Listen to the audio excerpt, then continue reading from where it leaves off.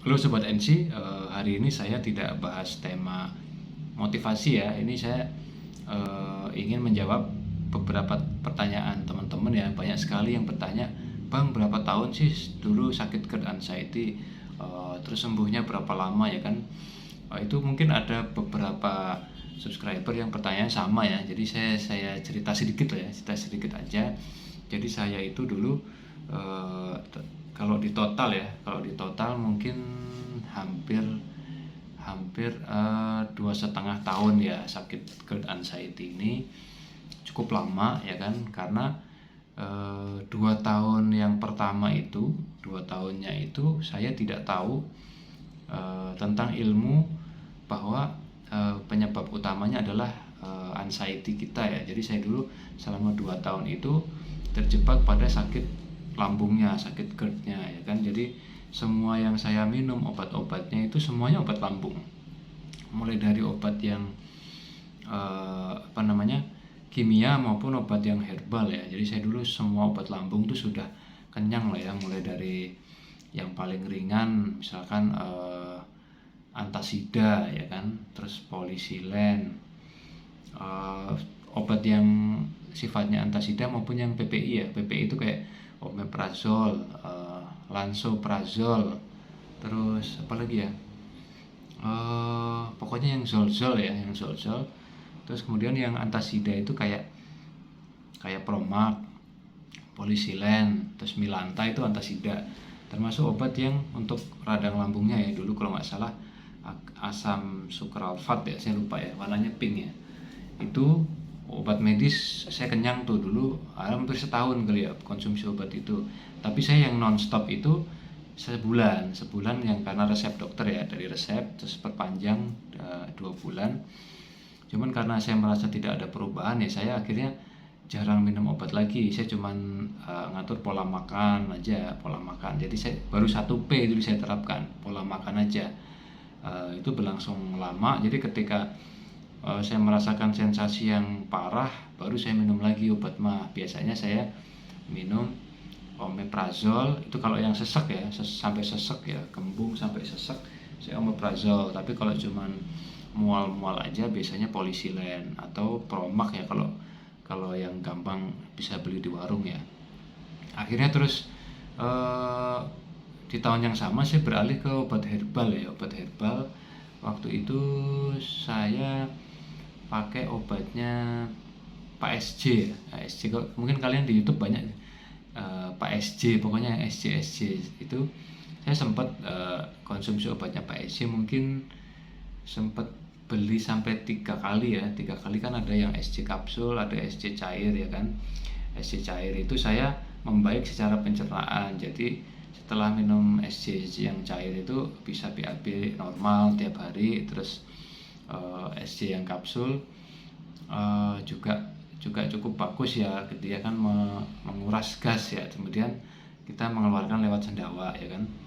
Cuman pada saya sih merasakan kesembuhan ya, kesembuhan maksudnya secara GERD-nya, gejala mual, gejala sesek, gejala itu mulai reda ya. Tapi setiap kali ada pemicu yang sifatnya membuat kita panik, itu saya ngerasakan lagi, balik lagi gitu loh, gejala-gejala itu kan. Jadi akhirnya saya bingung tuh, sampai pokoknya intinya sampai 2 tahun itu saya hanya mengurusi lambung ya, ya kan. Sampai akhirnya saya setelah berganti-ganti dokter, ketemu dokter yang cukup bagus ya, saya lupa dulu di dokternya di Bekasi. Beliau satu-satunya profesor di gastritis ya. Itu katanya dari semua riwayat rekam medis saya, beliau mengatakan bahwa saya sebenarnya sehat ya kan, sehat, tidak ada kendala apa-apa ya. Saya sampai cek EKG 3 kali, sampai cek darah, takut penyakit tipes atau liver ya. Pokoknya semua yang saya khawatirkan saya cek gitu kan, tensinya, cek darah, cek organ paru-paru, cek jantung ya kan. Dan ternyata hasil labnya menyatakan tidak ada masalah ya, saya sehat alhamdulillah. Tapi ya sensasi itu terus ada gitu lah, sampai akhirnya saya baru dapat penjelasan yang membuat saya paham tuh dari Pak Dokter itu ya. Jadi beliau mengatakan bahwa dispepsia itu ada dua, ya kan, dispepsia organik dan dispepsia fungsional, ya kan. Jadi organik itu yang emang organ lambungnya bermasalah, misalkan tukak lambung atau peradangan, biasanya cirinya BAB darah atau kadang muntah darah atau BAB berwarna hitam, ya kan. Ini yang perlu endoskopi, harus dicek di mana letak luka atau peradangan itu, ya kan. Kemudian yang kedua, dispepsia fungsional, jadi hanya fungsi dari organ pencernaannya yang bermasalah, fungsi lambung dan penyerapan ususnya yang disebabkan faktor psikologis. Nah, dokter mendiagnosa saya mengalami yang kedua ini, yang dispepsia fungsional. Jadi itu tapi setelah 2 tahun ya. Jadi setelah saya bertahun-tahun minum obat lambung, baru ketika temukan diagnosa seperti itu, baru saya menyadari. Terus akhirnya saya dirujuk ke psikiater. Tapi karena saya merasa tidak nyaman dirujuk ke psikiater, akhirnya saya cari tahu setelah mengetahui istilah anxiety ya. Jadi dari dokter yang sama itu saya mengetahui bahwa saya mengalami dispepsia fungsi, jadi gangguan pencernaan karena faktor psikologis, disertai gangguan kecemasan atau anxiety disorder. Nah, itu baru saya cari di YouTube, ya kan. Ketemu beberapa mentor ya, akhirnya saya ikuti, ya kan. Terus saya mulai dapat pencerahan lah ya. Terus kemudian saya juga konsultasi ke beberapa teman yang kebetulan mereka ada background psikologi ya. Saya belajar ilmu-ilmu psikologi dari mereka, dari teman-teman mentor juga. Jadi saya akhirnya mulai merumuskan dulu kan 3P ya, yang populer kan 3P nih, pola makan, pola pikir, pola hidup, ya kan. Kemudian saya menerapkan itu semua, terus saya tambahkan satu lagi P, yakni pola pasrah ya, kepasrahan. Jadi kita tetap harus menanamkan rasa pasrah dalam hati kita selain menjalani 3P ini ya, pola makan, pola pikir, pola hidup, terus pasrah ya, letaknya ada di hati. Terus kemudian saya belajar juga tentang self talk ya, self motivation, bagaimana kita mengafirmasi diri sendiri, kita meyakinkan bahwa setiap sensasi itu aman, setiap kecemasan itu hanya pikiran bawah sadar kita yang liar, ya kan. Jadi saya belajar tentang self talk, pernafasan diafragma, mendengarkan afirmasi, bahkan sampai saya membuat afirmasi sendiri, ya kan. Saya juga sempat berkonsultasi dengan Mas Arya Surya ya, banyak belajar dari dia juga tentang afirmasi, tentang luka batin, tentang berdamai dengan masa lalu, ya kan. Jadi semua ilmu yang saya dapat dari berbagai sumber itu saya terapkan. Itu setelah 2 tahun ya, setelah 2 tahun nggak tahu apa-apa, saya terapkan akhirnya selama 3 bulan ya. 3 bulan pertama ini saya langsung menemukan perubahan yang luar biasa setelah saya menerapkan semua metode itu. Jadi sebenarnya kayak ada penyesalan gitu loh, kalau saya tahu dari dulu saya ngapain 2 tahun terjebak dengan lambung gitu kan. Padahal yang harus saya lakukan adalah selain menjaga pola makan ya, kalau GERD-nya kan tetap kita harus jaga nih pola makannya, menghindari pantangan, menambah vitamin segala macam, memperlancar pencernaan, ya kan. Tapi anxiety-nya ini sudah lupa saya. Jadi saya nggak tahu, selama 2 tahun saya nggak pernah ngurusin si anxiety disorder yang ada dalam diri saya. Jadi akhirnya buktinya setelah saya terapkan untuk meredam anxiety-nya, perbanyak self talk, terus pola pikir positif, saya banyak menumbuhkan hormon endorfin, ya kan, lewat olahraga, lewat hobi, lewat sosialisasi, lewat silaturahmi, lewat melatih keluar untuk pergi kemana, meskipun dihantui rasa cemas saya tetap jalan-jalan, saya tetap silaturahmi ke teman lama, saya tetap mengunjungi tempat-tempat wisata. Pokoknya saya nekat aja, nekat meskipun kita masih ditemenin ya saat itu ya. Lama-lama ya kita mulai terbiasa. Jadi terbiasa karena kita latih terus, jadi kita jadi bisa karena biasa gitu. Jadi ternyata setelah kita mulai fokus kepada anxiety disordernya, hanya dalam kurun waktu 3 bulan itu bisa membaik ya. Akhirnya kecemasan itu mulai reda ya, perlahan reda sampai akhirnya setiap sensasi muncul itu saya kayak biasa aja gitu. Misalkan kita keliengan ya, kadang-kadang saya malah keliengan nih, gini doang gitu kan, lagi dong, saya kadang gitu. Jadi kayak kita bikin bercanda gitu loh.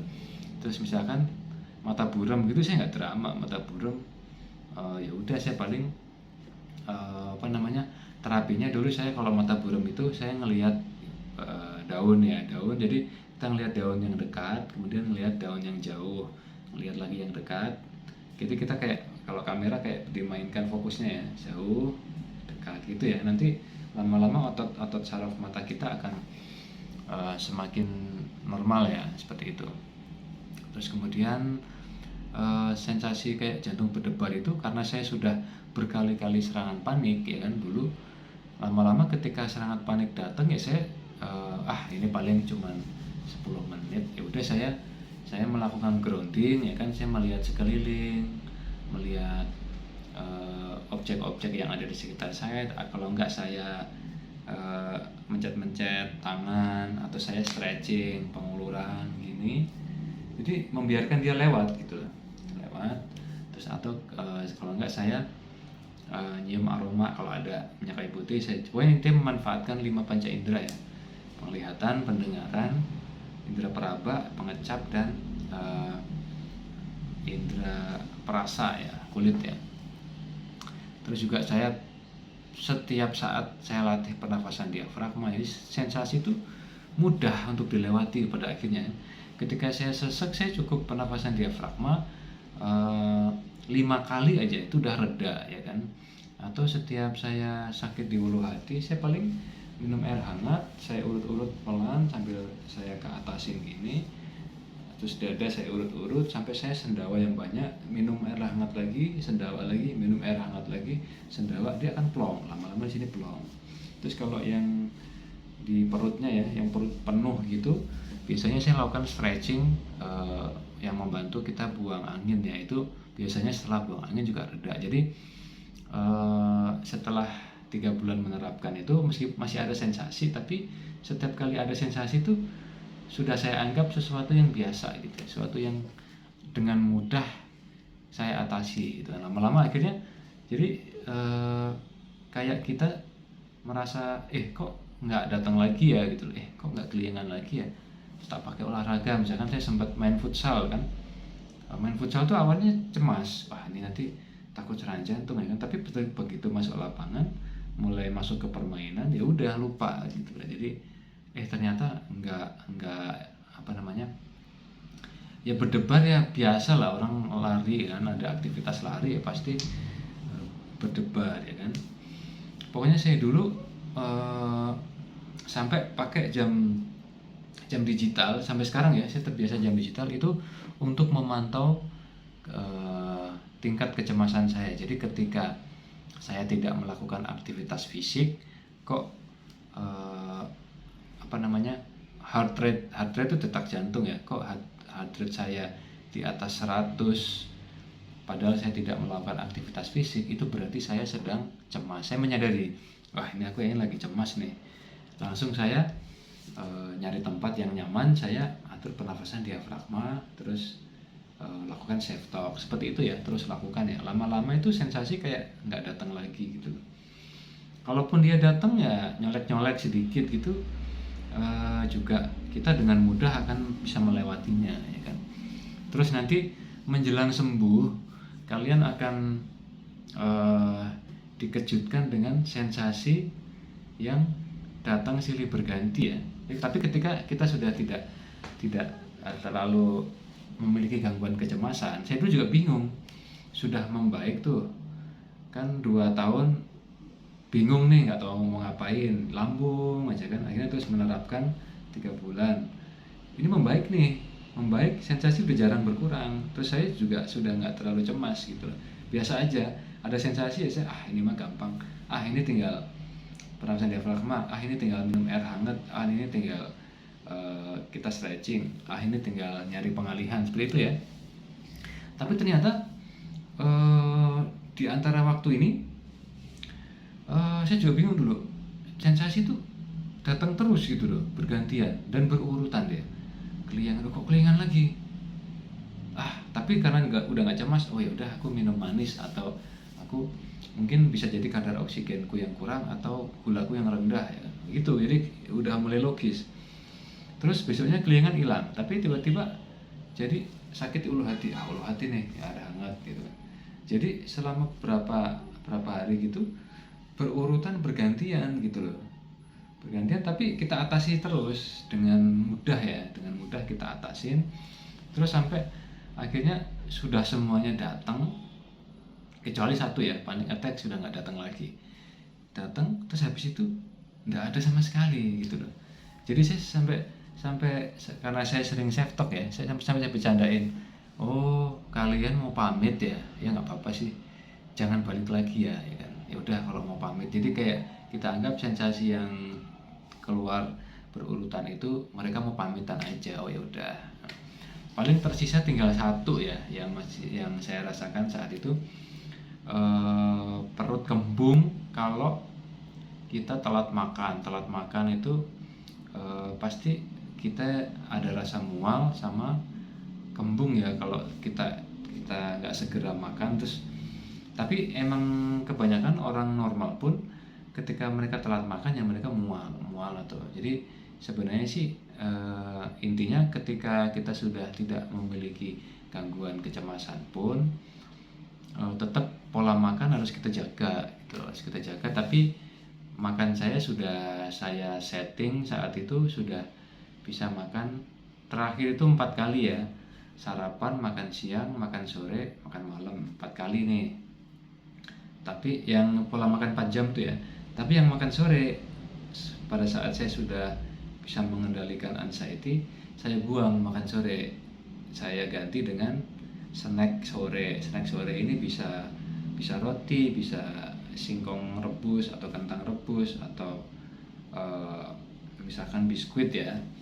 Nanti kita ganti lah, atau kita ganti pakai, saya sempat pakai bubur Nutriflex ya. Nutriflex itu kayak bubur dari daun kelor, saya lupa ya, beli jadi sih ada. Kawan-kapan saya cariin deh itunya, bagus kok itu. Jadi dia mengandung serat, terus juga dia cukup mengenyangkan ya. Atau kalian bisa ganti dengan oatmeal atau energen. Dulu saya sempat energen tapi masih ada rasa lapar ya. Akhirnya saya padukan tuh energen, saya tambahin oatmeal sedikit biar agak mengenyangkan, itu untuk mengganti makan sore. Jadi saya bisa makan 3 kali sehari ya, makan sorenya setelah sudah diganti. Kadang-kadang sudah mulai enak nih, mulai bandel, kadang-kadang sore saya makan Indomie ya. Tapi jangan ditiru ya, saya kadang-kadang pengen banget Indomie, aduh susah menolak ya. Tapi biasanya kalau saya melanggar, saya makan Indomie gitu, apalagi kalau pedes ya, itu ya nanti malamnya pasti ada rasa misalkan kayak sakit perut, tapi saya sudah menerima gitu. Ini emang karena aku bandel, jadi saya nggak drama. Ya udahlah, toh juga waktu kita makan Indomie juga nikmat kan, jadi seperti itu ya. Jadi pesan saya, meskipun kalian juga bisa melewati anxiety disorder, tetap kalian makanannya jangan telat deh, paling nggak itu. Kalau mantang sih udah nggak mantang, tapi kalau bisa tetap jangan telat makan ya. Telat itu bisa dibilang 1 jam itu sudah telat. Kalau masih setengah jam itu masih oke lah ya kan. Saya kalau telat makan setengah jam aja masih aman sih. Cuman kalau udah 1 jam lebih itu pasti nggak nyaman ya kan. Itu obatnya kalian harus makan enak nanti gitu loh. Saya dulu gitu. Kalau terpaksa ya, namanya kita mungkin di perjalanan ya kan, harus telat makan lebih dari 1 jam, maka saya harus nyari makanan yang saya seger untuk makannya ya. Misalkan yang sop kuahnya panas, atau mungkin makan yang istilahnya anget-anget gitu ya, itu harus seperti itu. Kalau saya dulu gitu sih. Biasanya kalau udah ketemu makanan yang kita cocok, nanti telat makannya itu akan terobati lah dengan makan seger ini. Soalnya biasanya kalau sudah mulai ada mual, kalian makan makanan biasa itu nggak doyan biasanya, nanti malah akan memperburuk rasa mual itu ya. Kalau saya sih biasanya kalau udah terlanjur telat makan, ya saya harus cari tempat makan yang enak gitu, untuk menyelamatkan si jam telat makan itu ya. Jadi itu ya intinya. Saya harap, kayak saya kan dulu nggak ada yang ngajarin ya, jadi lama karena 2 tahun saya terjebak masalah lambungnya aja. Terus ternyata setelah saya tahu bahwa penyebab utamanya adalah pikiran bawah sadar saya, sifat-sifat yang kurang bagus, terus atau mungkin overthinking atau pokoknya banyak sekali hal-hal yang harus saya benahi ya secara psikis ya, cara mensikapi masalah, cara mensikapi kejadian masa lalu seperti itu ya. Jadi setelah saya bisa menerapkan, ternyata dalam 3 bulan itu cepat membaik, kemudian ditambah bulan-bulan berikutnya itu semakin berkurang ya kan, sampai akhirnya anxiety pergi, terus sensasi juga semakin berkurang dan lama-lama hilang ya. Paling yang sensasi yang paling lama adalah perut kembung, itu biasanya kalau nggak karena telat makan, salah makan, atau kalian lagi stres. Jadi intinya saya harap dengan adanya channel Sobat NC ini kalian mendapatkan wawasan yang lebih komplit dari saya dulu. Paling nggak kalian bisa sembuh lebih cepat ya. Kalian nggak perlu terjebak dengan lambung tok gitu loh, kayak saya dulu kan nggak ada yang ngajarin gitu. Saya belum tahu dulu ada channel-channel tentang sembuh GERD anxiety, itu saya belum kepikiran ke sana gitu loh. Jadi harapan saya sih kalian bisa sembuhnya lebih cepat karena kalian bisa menerapkan apa yang dulu saya terapkan selama 3 bulan ini ya. Harusnya hitungan bulan kalian bisa sembuh lah ya kan, nggak sampai tahunan ya. Oke, tetap jalani tips-tips yang sudah saya share dengan konsisten sampai kalian memiliki jadwal harian. Kalian fokus ke jadwal kalian hari ini, apa yang harus dilakukan mulai dari bangun tidur sampai tidur lagi. Kalian fokus, dengan kalian fokus juga kalian akan bisa melupakan kecemasan atau sensasi itu bisa kalian abaikan ya. Fokus ke jadwal harian ya kan. Harapan saya kalian bisa sembuh dengan lebih cepat ya kan. Tetap lakukan secara konsisten, terus ini ya, insya Allah nanti akan banyak perubahan ya. Dan pastinya harusnya kalian bisa lebih tangguh dari saya ya kan. Saya kan dulu nggak ada yang ngajarin ya kan. Oke, baik-baik ya Sobat NC ya, sehat-sehat semua. Selalu saya doakan di sini buat kesembuhan kalian, terus doakan juga saya sehat ya kan. Karena anak rantau nih sekarang kan harus kos, mungkin kadang-kadang makanannya ya seadanya ya, makan di warteg segala macam ya. Mau doakan tetap sehat, bisa menemani kalian untuk bangkit dari lingkaran GERD dan anxiety. Oke, salam bangkit luar biasa.